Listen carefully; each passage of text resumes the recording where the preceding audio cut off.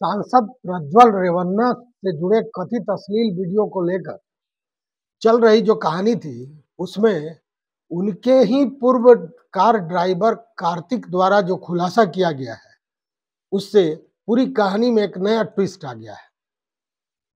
कार्तिक 15 वर्षों के अधिक समय से रेवन्ना की नौकरी कर रहा था एज ए ड्राइवर, लेकिन उसने विवादास्पद वीडियो फुटेज वाले पेन ड्राइव के लीक के मामले में वकील देवराज गौड़ा को दोषी ठहराते हुए धमाकेदार आरोप लगाया है।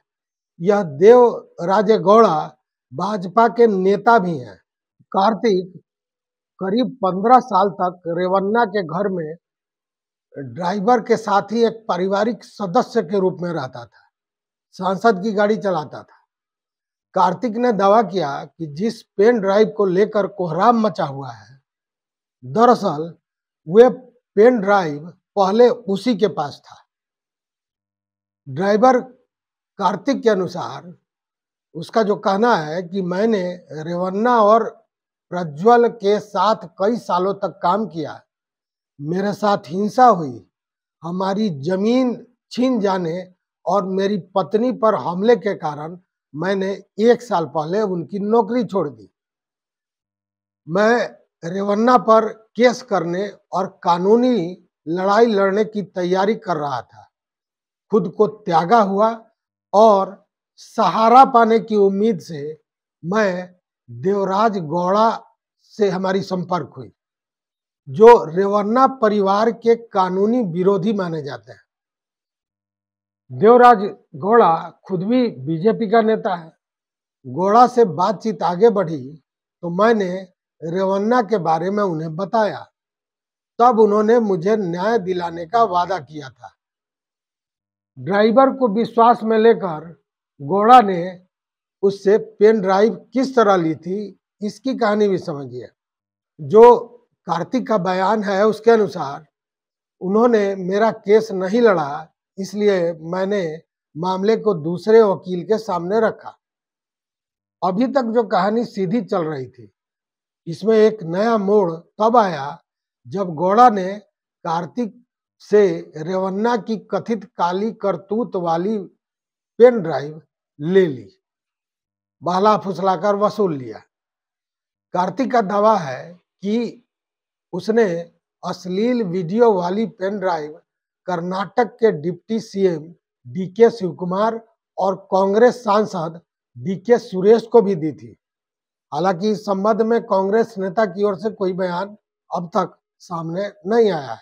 सबसे आश्चर्यजनक बात तो यह है कि रेवन्ना ने ही पहली बार वीडियो और अश्लील फोटो का जिक्र किया था। देखिए, मीडिया रिपोर्ट के अनुसार रेवन्ना ने कोर्ट में जिन लोगों का जिक्र किया था, उसमें उनका पूर्व ड्राइवर भी शामिल था। ड्राइवर कार्तिक ने 2023 में रेवन्ना परिवार की नौकरी छोड़ दी थी। माना जा रहा है कि कई साल उनके घर नौकरी करने वाले ड्राइवर की पहुंच रेवन्ना के मोबाइल फोन और उनके अन्य डिवाइस तक थी।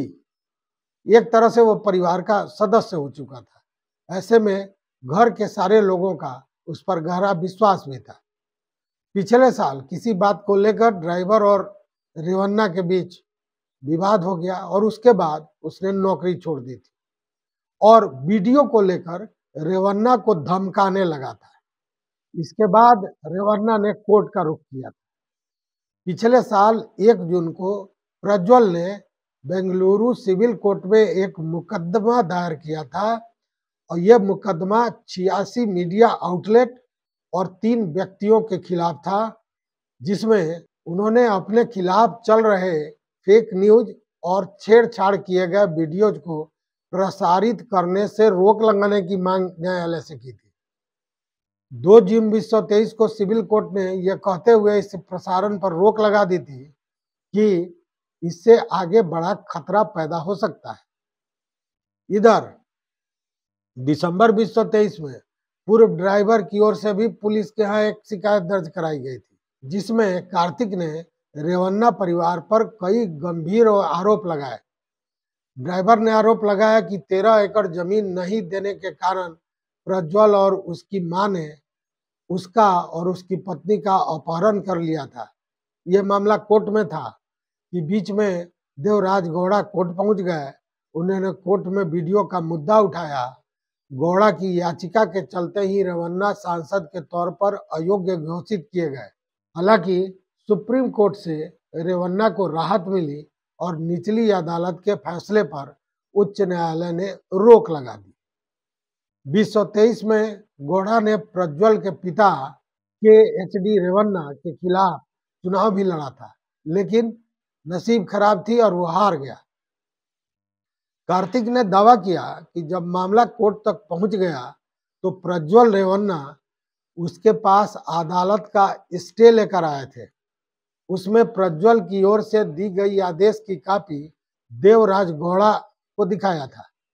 देवराज गौड़ा कॉपी देखते ही सवाल किया कि लगता है कि आपके पास कोई वीडियो या फोटो है।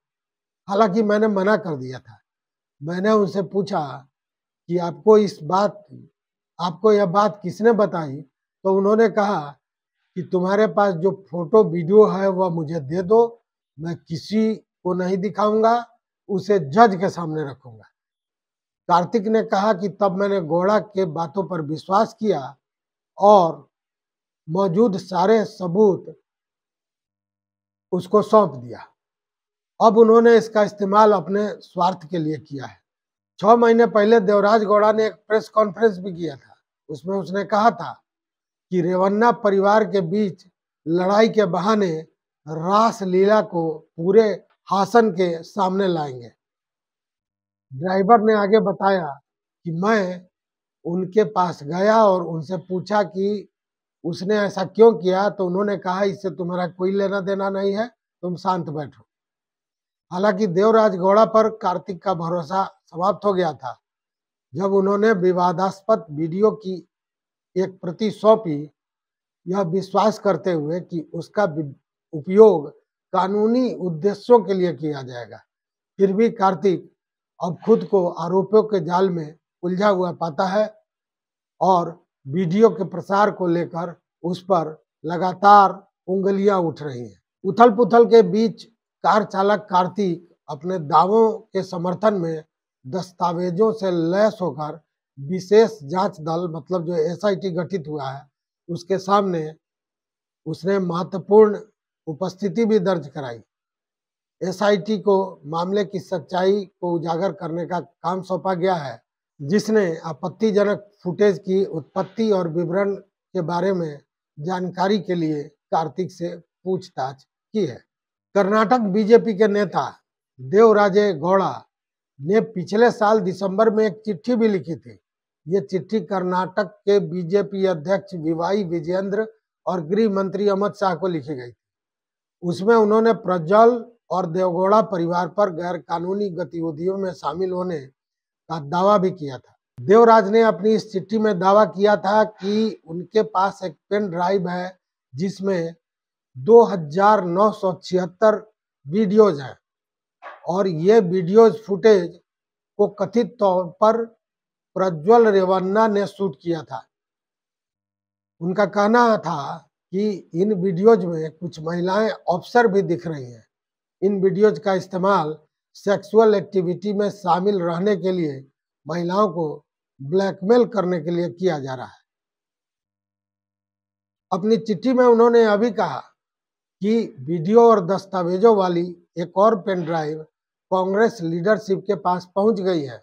उन्होंने चेतावनी दी थी कि अगर लोकसभा चुनाव में प्रज्वल को एनडीए का उम्मीदवार बनाया जाता है तो संभावना है कि कांग्रेस इसे एक हथियार के रूप में इस्तेमाल करेगी। पूर्व पीएम एच.डी. देवगौड़ा के बेटे एच.डी. रेवन्ना हासन की होलेनासीपुर सीट से विधायक हैं। वे कर्नाटक सरकार में मंत्री भी रह चुके हैं।